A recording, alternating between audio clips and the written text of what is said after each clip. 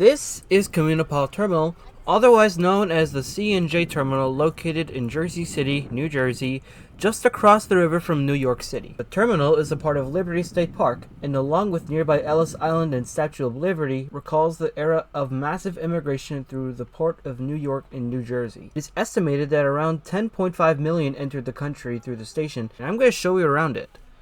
Unfortunately, there was an event going on at the terminal, so I couldn't get a complete inside view, but I did the best I could to show you guys around. Upon the entrance, two photos are shown of two original Central Railroad of New Jersey steam locomotives.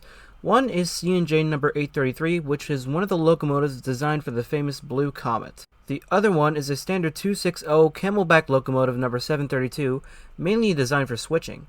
Something cool inside the main building is this so-called auditorium named after the Blue Comet. It's been closed for a while now. This terminal was built in 1889 and served until 1967, when service was ultimately discontinued due to a new connection in Newark, Penn called the Aldene Connection being opened. The terminal, along with its docks and yards, was one of the several massive terminal complexes, the other being the terminals of the Pennsylvania Railroad at Exchange Place, which is nearby, the Erie Railroad Terminal in Pavonia, which is also nearby, and the Lackawanna Terminal in Hoboken, which is still in use today, and the West Shore Railroad Terminal in Weehawken that dominated the western waterfront of the New York Harbor from the mid-19th century to the mid-20th century.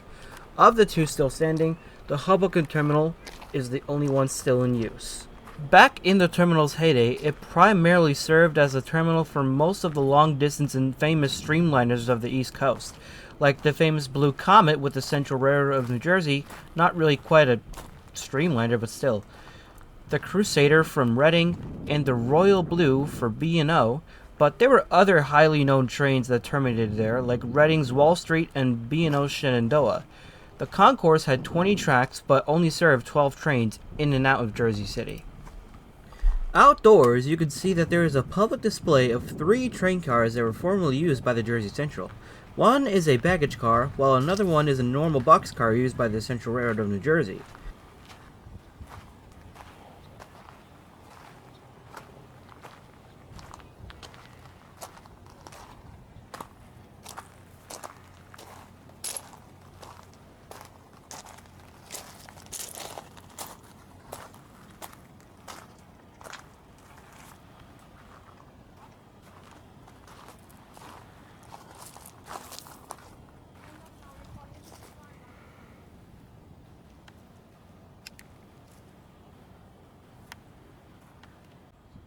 The final car is quite interesting. It was a caboose that eventually made it into the New Jersey Transit takeover, but you could clearly see by the stripes that it was formerly used by the C&J. This became NJT's work train caboose for quite a bit before being put on static display here. The caboose is marked as NJTR number 904 and can still be seen on static display, and it will likely be there for a very long time, so don't worry.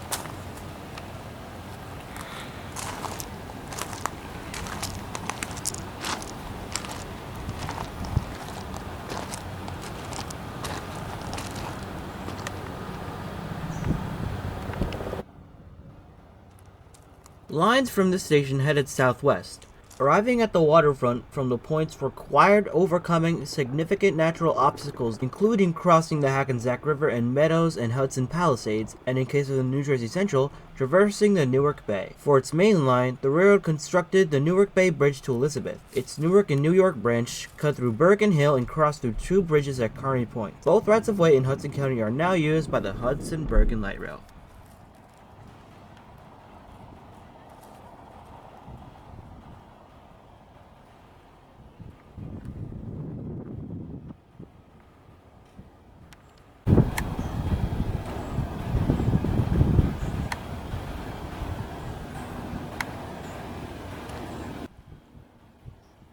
In 2012, a Category 3 hurricane, known as Superstorm Sandy, hit New York City and New Jersey in late October of that year and caused imminent and immense damage.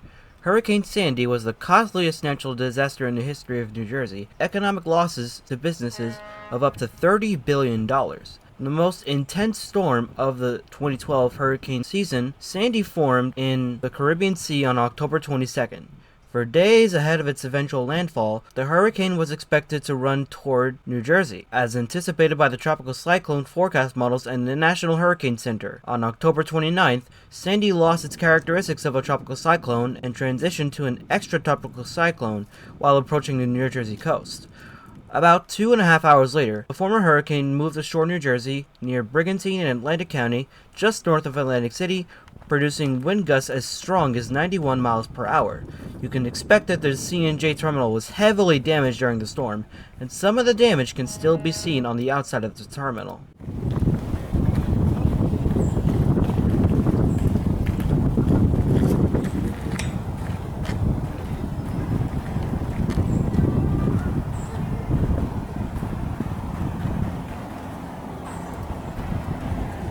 Jersey Central's Blue Comet offered elaborate service to Atlantic City.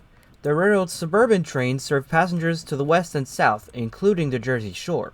C&J's long-distance service to Pennsylvania ran to Harrisburg, Scranton, and present-day Jim Thorpe, then known as Mock Chunk. I probably butchered that pronunciation. The Reading Company used the terminal for its Crusader and Wall Street trains. The Baltimore and Ohio, whose Royal Blue was a premier passenger train to Washington, D.C., and offered train service to Chicago and St. Louis. In April of 1967, the opening of the Aldene Connection led to the end of the passenger services to the station and the diverting of all remaining passenger trains to Penn Station in Newark. Since then, the Hoboken Terminal has served as the main commuter rail station for Jersey City and straddles the Jersey City and Hoboken lines. The timetable of September 27, 1936 shows 132 weekday departures, including 25 to C&J's Broad Street Newark Station, 25 that ran south from Elizabethport, 2 to Chrome, and the rest of the NY and LB, and 19 Reading and B&L trains that turned southwest in Boutbrook Junction. 3 trains ran to Mock Chunk and 2 to Harrisburg via Allentown. The other 58 trains terminated along the main line between West 8th Street in Bayonne and Hampton. Following the Aldene Connection's opening in 1967, the terminal sat unused but was maintained and guarded by the Central Railroad of New Jersey. When the C&J shops and engine facilities nearby closed in the early 70s, the terminal sat abandoned since then. Here you can clearly see that nature took its chance to flourish, which basically means that this terminal has been abandoned for so long that plants and little shrubs and bushes started to grow on the tracks and platforms.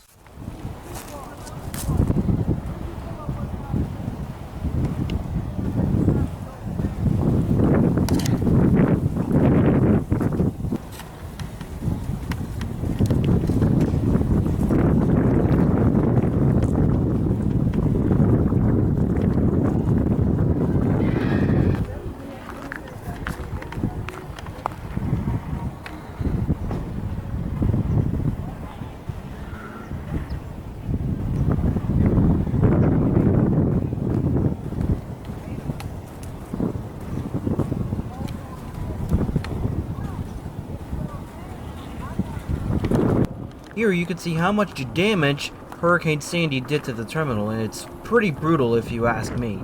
You can still see this at the terminal today, so don't worry, it probably won't be destroyed for any time soon.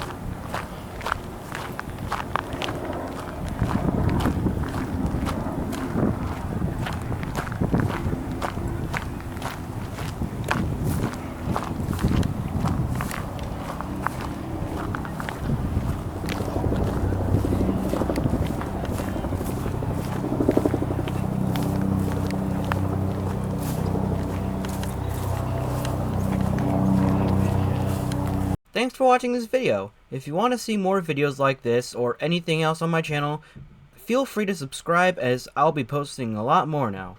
Thanks for watching, and I'll see you guys next time.